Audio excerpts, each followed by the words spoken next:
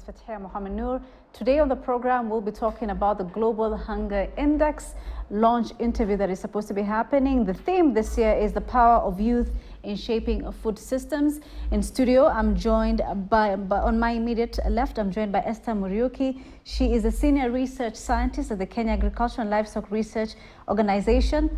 Immediately after her is Joel Mutia. He's a young environmentalist and green energy solutions champion from Makueni County.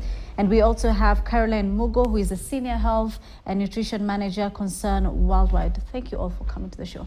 Thank you. Thank you. Right, I want to start the conversation with Carol right there. I mean, we're talking about the Global Hunger Index. The report is being launched, of course, but what does it entail? What is it all about? So the Global Hunger Index is an assessment that has been developed to measure the progress of countries towards achievement of the hunger-related indicators for SDG. So it is used to measure the countries, the region, and also the world, trying to see how we are accelerating towards the achievement of the 2030 SDG goals. Thank you. Talking about the 2030 SDG goals, I want to come to you, Esther. You're a senior research scientist, and when we talk about food systems, how can you really define that, and what does it entail when it comes to even the Global Hunger Index? Food system is a very wide thing. It has so many aspects, and that is what influences the way food is produced in the country, because right from the farm to fork or along the food value chain, there's so many things that happens in between there. And if we get right from the beginning, from lard to fork, I think a global hunger index, of course, will go down. So as research, what we do, we intervene and look at how we can improve productivity through new methods and technologies of farming. Yes. Coming to you, Joel, now, I mean, she's talked about the scientific part of it, but as a young environmentalist now, someone who's involved in it, can you tell us the role or your role when it comes to like food systems as a young person? Okay, when you talk about renewable energy or green energy technology, we are talking about energy forms like biogas, whereby wherever we are utilizing biogas in our households, we can use biogas for lighting, we can use biogas for cooking. Anytime someone is using biogas at the household, they are literally reducing the emission of methane gas into our atmosphere. And you know that methane gas is one of the most, some of the key greenhouse gases that we have. So once we are utilizing biogas in our homesteads, now we are reducing the effects of climate change through reducing greenhouse gases emission. We have solar energy technology. Solar energy can be used for pumping water for irrigation purposes at our farms. Solar energy can also be used for refrigeration. Solar energy can also be used for solar drying. This can extend the shelf life of fresh vegetables once they have been harvested from the farm. They can be dried under solar dryers, which extends their shelf life and hence increasing their value. That's value addition for them. Yeah, and also we have sustainable charcoal production, because if we are speaking about attaining 10% tree cover by 2030, then we have now to look at our forest cover. We have to look at conserving our tree resources and forest resources. So we cannot go on producing charcoal in traditional methods. We have now improved sustainable methods of producing charcoal that save the environment directly. Thanks for that. I mean, I want to come back to you before I come to Carol, Esther, regarding with whatever that he's talked about. Do you think that young people are on the right path when it comes to ensuring that there's food security in the country? I think they are. We say when you know better, you do better. And that's why he's focal on what he's saying, because he has come to learn the improved way of doing things. Maybe what we have been looking there before is how you can just, like fulfill what you want to do ASAP, as soon as possible. But now they have looked at other things like improving the firewood into maybe the charcoal that will not emit carbon monoxide.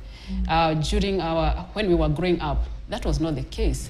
We were getting that carbon monoxide, and little did we know it was affecting our health. But for the youth and the information that is out there, I think they are better off. They are changing things. Yes. Right. Caroline, now coming to you, we're talking about a global hunger index, and of course that entails numbers. So is there a way that the global hunger is actually calculated? Yes, Global Hunger Index is a composite indicator that is measured through combination of 3 indicators.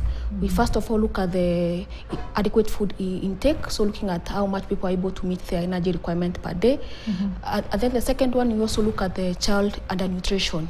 Issues of wasting. Wasting, when you talk of wasting, is a child who is thin for their age. And then stunting, a child who is thin for their height. And then lastly, child mortality. So child mortalities, we are looking at the number of deaths for children less than 5 years per each 100,000 births. So now those are now aggregated, so we have a score. So we have a score with cutoffs for GHI. Thank you. How does Kenya compare? How is Kenya faring with regard to the report? What does it say? So Kenya, we are not doing very well. Currently for this year, we have a score of 22. So by the score, that is serious. And last year we were 23.5, so a marginal reduction. So in terms of now those composite indicators that I've talked about, we are not doing very well. In terms of now the food intake, like last year we just came from a very prolonged drought period that now made people not to have achieved their food intake requirement. And also in terms of child wasting and also child stunting. For child wasting, we are not doing that badly as a country because from the last survey 2022 KDHS, we were at 5%. So towards where we said we want to achieve by 2025. But when you look at now the region disparities, they're very high. That is now the national. But when you look at some of these counties, like the semi-arid counties, we have very high wasting. So when you look at stunting, we are at 18%, but now a big improvement from the 2014 that was at 25%. So we are kind of moving. When you look at now child mortality, we also improve from the last one. The last one we are at 7. So I would say yes, we are not where we are, yes, but there's slight improvement. So we need to put more effort to ensure we're able to accelerate our achievement towards the 2030 indicators. Thank you. Of course, more needs to be done according to what you're saying. But Joel, coming to you now as a young person who's engaged in like climate issues, what kind of challenges do you actually face away from opportunities, just challenges specifically? Okay, the major challenges we are facing, maybe we can highlight on the resources. At times as youth, you have a great idea that you want to work on, but you find that your resources are limited. We also have a challenge of labor, because when you speak about youth, maybe connecting with other youth becomes a challenge because youth are volatile in nature. Like they are here at a moment, the next moment they are not there. So basically that's a challenge because collecting youth to work on one focus and one basis, it's a challenge. It's a challenge, quite a challenge. Yeah. What about now the opportunities? Let's talk about the positives.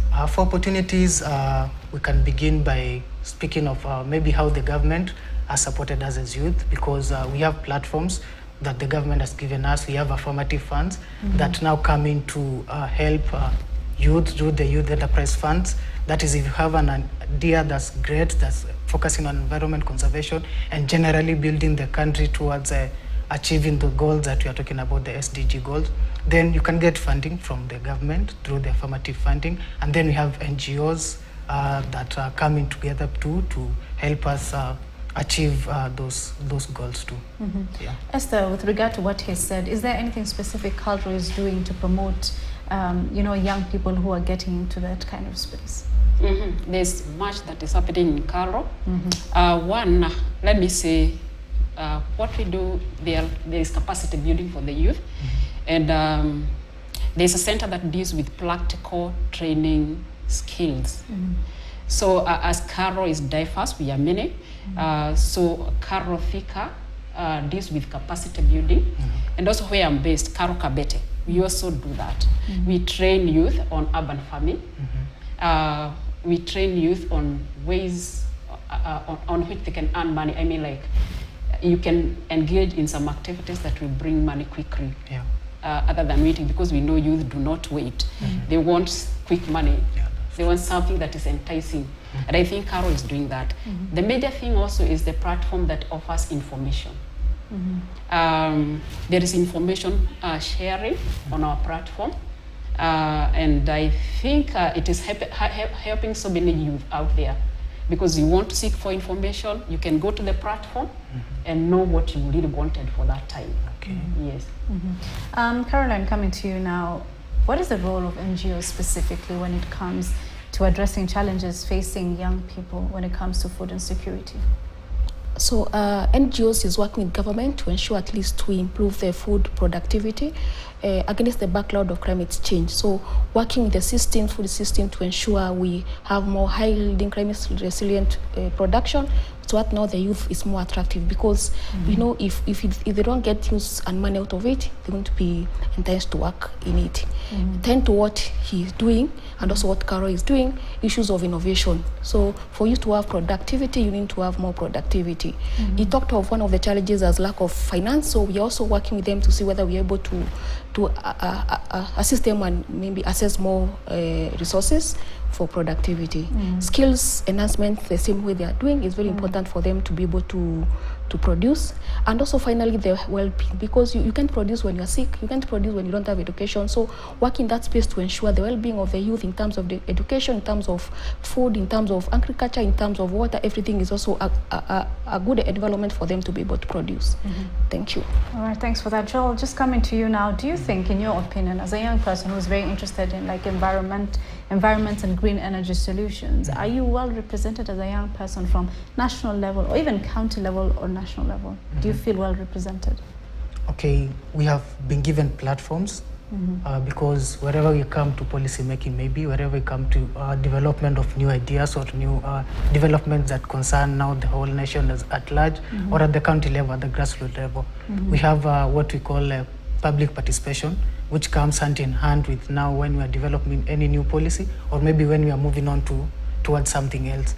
So public participation basically gives us a platform from the grassroots level as a common mwananchi, if I may say, to now come in and express your voice so that the government can understand you more, so that the government can know your plight at the grassroots level. So the main challenge comes in now that we have given this platform, but most youth don't turn out for the public participation.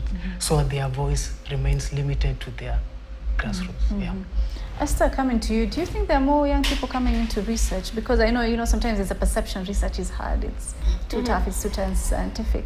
Are there people coming into research, especially young people, to understand how the systems work? I have to appreciate that things are changing, and we are seeing more youth coming for information, and also we are changing the tact. We are becoming more intentional on sensitizing the youth, and especially when they are still young in school, from primary level, secondary and tertiaries. There is a program especially which is done in Biotechnology Center. It is called Science Center Kenya, where youth are brought in, from the primary level. And they are taught, when you capture that mind when it is young, they will grow knowing things are not hard. And especially now when you mention genetic engineering, which really is not a topic for now, but now people start understanding what it is, because the name is too big for people to understand. But when it is unraveled, when that child is young, they appreciate. You demystify the myth, and therefore they start now appreciating science. They start now looking at agriculture as a source of livelihood, and also writing it, because when we were in high school, it was a punishment. Today it's not. It has been demystified. That's true. Yes. Just to be a little bit biased, maybe it's International Women's Day of the woman, and so from your perspective, are there girls coming in, or there's still that perception, that sort of stigma where certain courses are for certain people, mostly men? Are there women and girls coming into research? On the contrary, I think we have many women, more women than men in research. Interesting. Yeah. That's very interesting. Why do you think that's the case? Is it that they've embraced it more now? One, those who understand agriculture, they know it's not hard. You get? And I think women have a soft spot for things that are not really tough. So when they come in, they like it. They start understanding even other things that were supposed to be hard. And when you put your hands on, things become easy. Being practical oriented, you start understanding it. But when you are out there, you really do not understand. So I think getting into there helps things work better. Yes. Right, for sure. I want us to get into now policy conversation on policies. And Carol, just to start with you, what do you think maybe are the key elements that are needed in policy or politics to make sure that they empowers young people, and even just to make sure that in terms of food security, things are going pretty okay? Okay, thank you. Okay, first of all, we need to shift our discussion to realization that food is a right for all, human right-based approach as we are doing the discussion for food system. Because without that discussion, people will not perceive it being as lack of now essential human right to everyone. Secondly, we are talking of now for youth to get attracted to agriculture, as they are all saying, it needs to be productive. So how do we create policies to improve productivity and also climate smart conversation to ensure at least we have resilient, sustainable food systems that can now generate food and also without harming the environment. Secondly, in terms of financing, what do we need to put in place to ensure the youth also have money to invest? As you said, is one of the challenges. Can we look at terms of incentives, de-risking the agriculture, issues of tax waivers and the like? And then I'm very passionate about now malnutrition, because remember, when you talk about now the global hunger index, those composite indicators I talked about, they are all based about malnutrition. So we need to shift the discussion to malnutrition as a policy issue, because now without no reduction of malnutrition cases, it means now we can talk about nutrition security, we can talk for food security. It's very worrying because child nutrition is really has a very negative impact even on the economy of the country, because now when someone doesn't have to is malnourished when they are young, it means they have higher risk of death. So it means you're losing our population. In terms of cognitive abilities is affected. So it means even when they go to school, they're not able to perform well. In terms of even productivity. So it means now when you don't now talk about malnutrition now we are, with the youth we have and the children we have, it means even in future the economic productivity of Kenya, the GDP is going to be affected. So we need also to start now talking about malnutrition as an issue of food security. Thank you. Joel, coming to you, what do you think needs to be done more when it comes to policy making with regard to, environment and food security? So when it comes to policy making regarding environment, what can be done basically is these policies can be developed from the grassroots level and given a platform where every single voice, every single innovation that's from the grassroots that's valid or worth looking into, it can now be invested in or vetted and maybe awarded on maybe the basis of merit or equity. It can, we cannot basically look on the merit basis only. So awarding of these ideas to develop them into now fully functional projects can come on that basis of equity, maybe what's needed more and with what is more important. Esther, I'd want your same opinion on, policy with regard to like research, and like Calvary is quite heavy when it comes to research, when it comes to scientific research. Any policy that you'd want to see implemented? Let me first of all appreciate what he has said, that when you are coming up with policies, they should start from the grassroots. Because most of the times that we do things in the boardroom, leaving out the main people, and those are the farmers or people who are active in agriculture. And therefore, we really don't capture what is really necessary in our policies. In research, let me say, we are working in our policies on how we can increase. Like now, for example, when we are talking about food security, most people believe it is about growing maize or wheat, but it should be all loaded. So now what research is doing and really working on its policy is making sure that the food crops are biofortified with the nutrients. That means the nutrient density is increased. So now the issue of malnutrition, even if now a household is feeding on maize or wheat or beans, there is some nutrients that have been increased in the food crops. And chances of malnutrition and chances probably of obesity because of eating carbohydrates so much can be eliminated. So I know that one is in the policy, and that is what research is working on so hard. Right. Thank you all for the conversation.